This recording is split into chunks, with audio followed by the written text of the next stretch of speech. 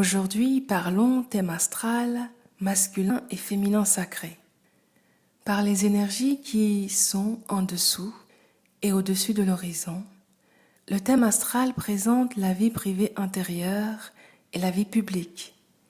Il montre aussi le chemin de moindre résistance pour révéler ce qui a été prévu, si bien sûr nous acceptons le jeu de rôle que les énergies symbolisées par les planètes, les signes et les maisons astrologiques illustrant le meilleur terrain de jeu nous proposent.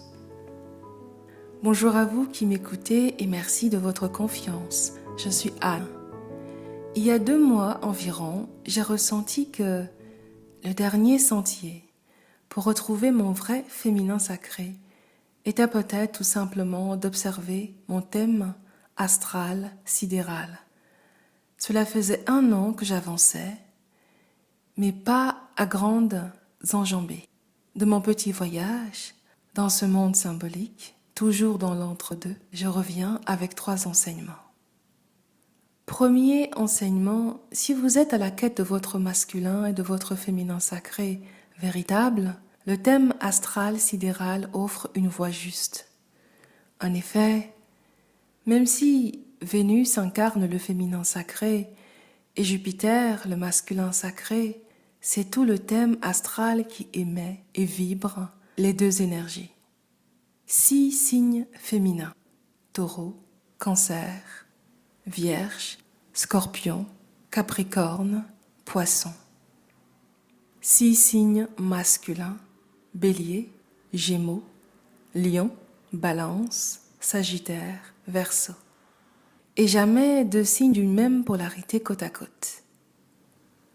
Votre philosophie du féminin sacré peut venir de l'intérieur, de votre thème astral, de la position de Vénus en maison et en signe, des autres énergies présentes sur cette maison astrologique, sur cette scène, de l'aide que lui offre la maison qui a le même rang de l'autre côté de l'horizon. Vénus sera aussi aidée par ses signes originels de maîtrise que sont le Taureau et la Balance. Et enfin, elle sera aidée par le féminin terrestre qui est la mer et qui est symbolisé par la Lune et son signe de maîtrise, le Cancer. Pour observer et ressentir la voix de votre masculin sacré, demandez à Jupiter, là aussi en signe et en maison. Intégrez dans votre observation, dans votre regard, où sont positionnés, dans quelle maison se trouvent les signes de maîtrise de Jupiter, que sont le Poisson et le Sagittaire. Jupiter sera aussi aidé par la maison et le signe opposé à sa position sur le thème astral. Et enfin, un masculin sacré va avoir besoin du masculin terrestre qui est représenté par le Père et qui est symbolisé en astrologie par le Soleil et son domicile, le Lion. En revenant vers ce qui est le plus proche de vous, c'est-à-dire vos énergies originelles, confiées à la naissance, votre masculin et votre féminin sacré deviennent les vôtres, by design, parce que 100% fait maison. Il y a, dans le thème astral, un chemin initiatique à l'œuvre, exacerbé par la relation de flammes jumelles, pour retrouver la toute première fois où ce masculin, où ce féminin sacré a été contrarié et qui a fait que dans un ou plusieurs aspects de la vie, nous devenons chaser ou runner. Plus que l'amour inconditionnel qui réunit les 2 flammes jumelles, c'est l'appel de leur féminin et de leur masculin sacré respectif qui m'émeut le plus. Celui qui s'exerce au thème astral retrouve ses lieux de blessure, trouve le courage d'observer le ou les vides dans son cœur que la vie propose de combler. En astrologie, c'est la voix de Chiron, le blessé devenu guérisseur, et qui va symboliser là où il y a à guérir pour incarner pleinement son authenticité, faire émerger une nouvelle conscience de soi et partant de l'humain. C'est aussi la voix de la lune noire ou Lilith qui aide à vivre qu'il n'y a pas de plus grand luxe qu'être soi-même et que les plus grandes peurs traversées hier sont la terre qui fertilise les entreprises de demain. La bonne nouvelle est qu'il n'y a aucun effort à faire dans son masculin. Il a été poussé à ses limites. Il y a juste à aller vers son féminin sacré. C'est votre féminin sacré qui a les clés de l'équilibre, parce que de nature accueillante, inspirée et nourricière, il saura s'adapter pour inspirer vos actions sans jugement. Il vous fera prendre conscience des faux pas avec confiance. Vous avez juste à apprendre à recevoir ce féminin sacré à partir de votre cœur, dans ce qu'il désire concevoir, manifester, dans ce qui l'émeut, et afin que vos émotions deviennent créatives. Dans la danse des flammes jumelles, les féminins sacrés cherchent leur plus belle place. Avec un féminin sacré qui a une place et a trouvé sa place, on se rend compte qu'il ne sert à rien de contrôler, que contrôler même n'est pas masculin, parce que le masculin sacré structure, organise, crée, concrétise et guide. Mais il ne contrôle pas, parce qu'il est optimisme, abondance et joie de vivre. Il ne discipline pas. Son immanence seule fait naître des disciples. Deuxième enseignement, avec un féminin sacré qui a une place et a trouvé sa place, lâcher prise ne fait plus peur. Parce que lâcher prise est une énergie féminine. Dans l'absence du lâcher prise, il y a une peur, artificiellement créée, et qui peut remonter aux premières années, une attitude, un refus, une négation, un rejet, qui a fait que désormais, on associe lâcher prise avec incertitude. Et c'est comme si on s'abandonnait soi-même, alors que toute sa vie, on a compté avant tout sur soi. C'est très facile de conseiller aux personnes de lâcher prise. Mais lâcher prise, c'est probablement guérir sa plus vieille blessure, au moment peut-être où on était vulnérable de par son âge, et ceux qui étaient censés accueillir cette vulnérabilité l'ont bloqué, négligé, ou ont été indifférents. Le problème caché derrière le symptôme, c'est une énergie féminine restée bloquée. Il y a une mort symbolique qui s'effectue dans un vrai lâcher-prise. Vous revenez de loin. Vous avez voyagé dans vos profondeurs et commencé à associer les éléments tel un puzzle. Et quand le déclic arrive, les émotions basses qui avaient été bloquées sont nettoyées par le corps et vous vous sentez léger, légère. Vous pouvez vivre un sourire intérieur, avoir des yeux embués de larmes, ressentir qu'un poids vous a été retiré. Vous pouvez même à un moment avoir un ressenti de gâchis, à tort, parce que comme vous le savez sans doute, vous avez en substance été aidé par les énergies de la 5e dimension. Lâcher prise pour les deux flammes jumelles n'est pas chose aisée pour ces deux âmes blessées. Alors, si vous êtes flamme jumelle, ne vous culpabilisez pas, car il se peut que vous ne soyez tout simplement pas prêt, pas prête. Par ailleurs, si vous êtes chaser, plus vous allez vous appuyer aussi sur votre énergie féminine et en être fier jusqu'à l'incarner dans votre expression du soi, plus vous augmenterez par intrication la capacité de votre autre à se servir adroitement de son énergie masculine dans la relation de flamme jumelle. J'ajouterais également, au regard de mon expérience, que peut-être la dernière difficulté à lâcher prise peut être un atout, c'est-à-dire qu'il y a peut-être une information sur vous ou sur votre jumeau et donc sur vous que vous ne voyez pas.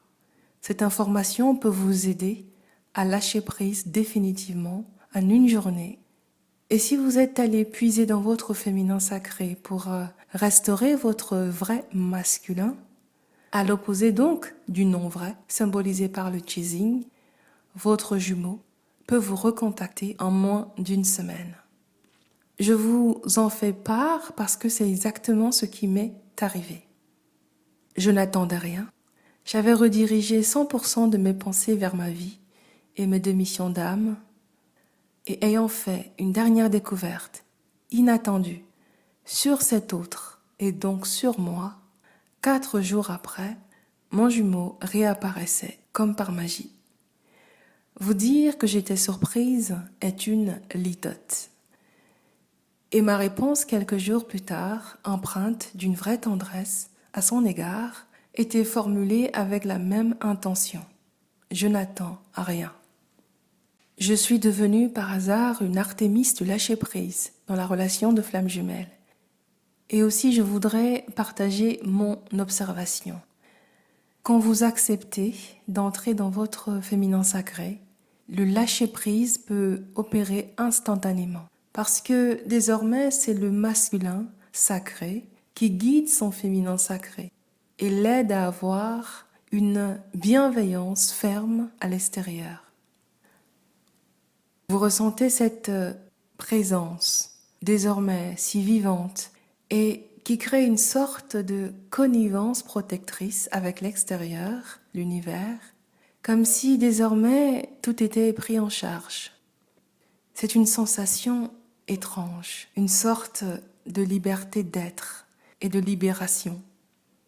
En libérant votre féminin sacré, vous donnez à votre masculin sacré une autre envergure, des actions choisies, une plus grande concentration sur vos rêves et vos désirs, la capacité de choisir ses priorités et la fin d'un papillonnage. Le masculin devient guide, protecteur, défenseur. Troisième et dernier enseignement, avec un féminin sacré qui a trouvé une place et a trouvé sa place, c'est le retour de la sécurité intérieure. Pas besoin d'être flamme jumelle pour s'identifier runner ou chaser selon les circonstances. Et c'est ça qui est vraiment essentiel. Vous êtes peut-être un chaser dans votre relation au travail, dans vos relations amicales ou familiales.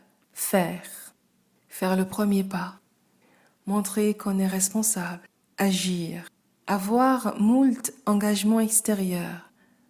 Si vous vous reconnaissez dans ces quelques éléments, vous avez une énergie masculine déjà positionnée au maximum.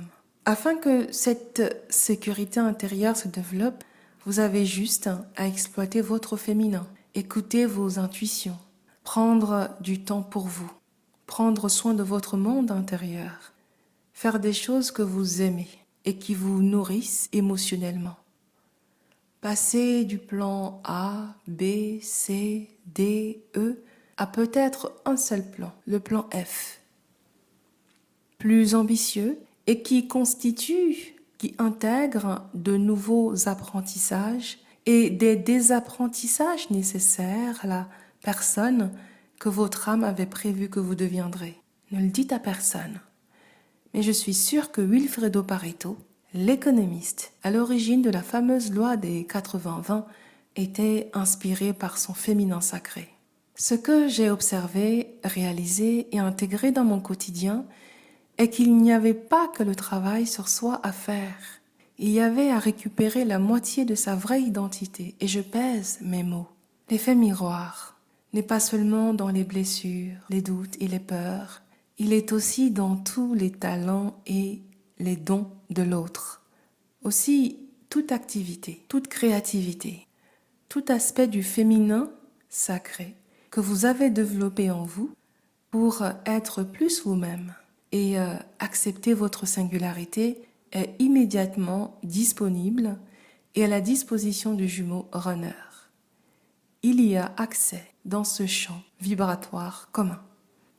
De votre côté, vous posez déjà les bases de votre relation à l'autre, diminuant ainsi le passé pour faire grandir l'avenir qui arrive.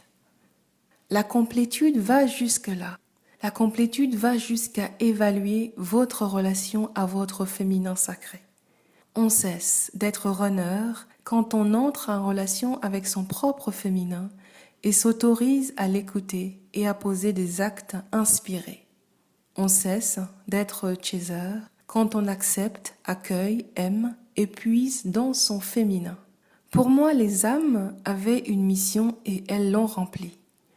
Si vous êtes chaser, vous avez énormément de mérite parce que vous ne vous êtes jamais coupé de vos émotions. C'est grâce à ces émotions que vous êtes parvenu à conscientiser, à plonger dans vos profondeurs pour désengorger le lien. De toute blessure, toute mémoire, quand deux âmes deviennent plus fortes que deux personnalités et que deux visions de la vie se ressemblent, toute réunion a ses chances. Ça veut aussi dire d'accepter d'exprimer votre amour, l'amour que vous êtes, sans condition, et de recevoir l'amour qui est disponible, devant vous, à côté de vous et en vous. Appuyez-vous sur ce qui contribue à la stabilité intérieure et à la destinée de l'homme ou de la femme que vous devenez, et gardez un espace pour l'inconnu. Je vous quitte avec ces mots du Dalai Lama. Il n'y a personne qui soit né sous une mauvaise étoile. Il n'y a que des gens qui ne savent pas lire le ciel. Merci beaucoup pour votre attention. J'espère que ce podcast vous sera utile. Si vous souhaitez me contacter ou échanger avec moi, ce sera avec grand plaisir. Mon mail est fourni dans la description. Très belle journée, très belle semaine et à bientôt.